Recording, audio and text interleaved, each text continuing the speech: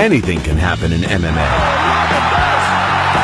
There are countless ways a fight can go, but they can't all be exciting. Who won this fight? Oh no, not the fans. No, sorry folks. This is a list of high-profile fights that either bored fans into submission or displayed the technical proficiency of a drunken bar fight, maybe even worse. These are some of the worst fights in MMA.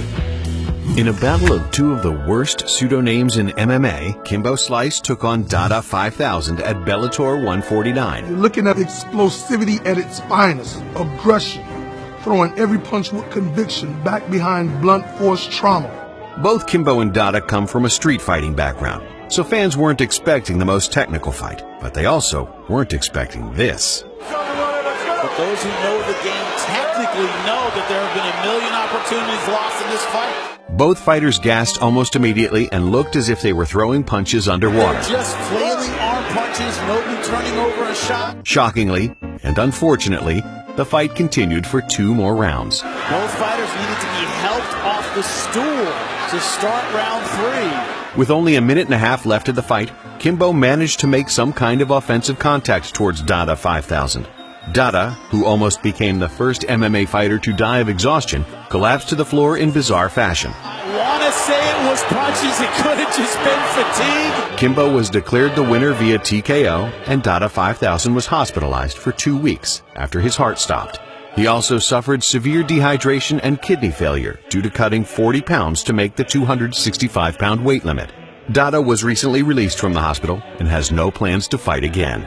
You're looking at explosivity at its finest, aggression, throwing every punch with conviction back behind blunt force trauma. Aliyev Mahmoud versus Kiyoshi Tamura wasn't only one of the worst fights ever, but also one of the strangest. Mahmoud, who comes from a wrestling background, kept hopping around as if he was having some type of seizure. What's with the jumping, boss? What is he trying to accomplish there? I don't know. Mahmoud eventually propelled his own groin into his opponent's knee. Oh man, he got him right in the pills. After taking a 5-minute break, Mahmoud called off the fight, although no one seemed to notice or even care. He's gonna quit. He's gonna quit. It's over.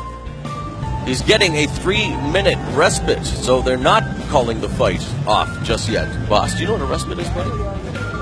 It's a 3-minute break, I guess, because you said it 2 times now. Thank you. The fight was restarted, and Mahmoud continued to launch his body around the ring and even landed a decent punch at one point. Oh, nice left hand by Mahmoud! But Mahmoud quickly gassed and waved off the fight for the second time. Once you say to the referee, he wants to tell the referee that he can't. It's over. But yet again, no one seemed to notice, and the fight continued for a short time. Interesting. Yeah. No, I don't. Yes, I want. Until he was eventually stopped out of sheer awkwardness alone. It's giving exposure now. It could be. I don't understand this, boss. He's talking to Well, him. why isn't his corner throwing in the towel then, if that's what he wants to do? We're halfway through round 1. Right there, finally, the corner throws in the towel. It was Aliyev Mahmoud's one and only MMA fight. Oh, man, he got him right in the pills. Gabi Garcia is a Brazilian Jiu-Jitsu world champion and training partner of Vanderlei Silva. She made her MMA debut at Rizin on New Year's Eve, taking on professional wrestler Lady Tapa, who was also making her MMA debut. You want to really appreciate the size of both Gabi Garcia and Lady Tapa. Look at them next to John McCarthy, who is a giant in his own right. Garcia, who was promoted as a grappling world champion and sex symbol, trained for months at the highest level with former champions, then proceeded to throw all of it out the window when the bell rang.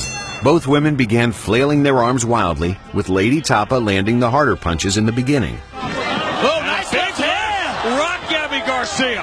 Garcia recovered and accidentally landed a punch of her own. Oh! Garcia proceeded to use her black belt level jiu-jitsu training to violently club Lady Tapa over the head until the referee stopped the fight. This needs to be stopped, and it is.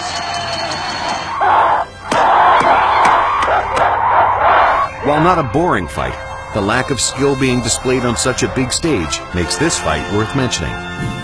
Gabriel Gonzaga made his UFC debut in 2005 against Kevin Jordan. And he looks a little bit like he could be talking about the Cheeseburger Royale. You see a little facial likeness there? Yeah, if I knew what you were talking about. Come on, Pulp Fiction. Oh, okay. With who? Cheeseburger Royale. So you think he looks like Samuel Jackson? Yeah. You know what they call a quarter pounder with cheese in Paris? They don't call it a quarter pounder with cheese? A Royale with cheese. Royale with cheese. Are you one of those dudes thinks all black people look alike?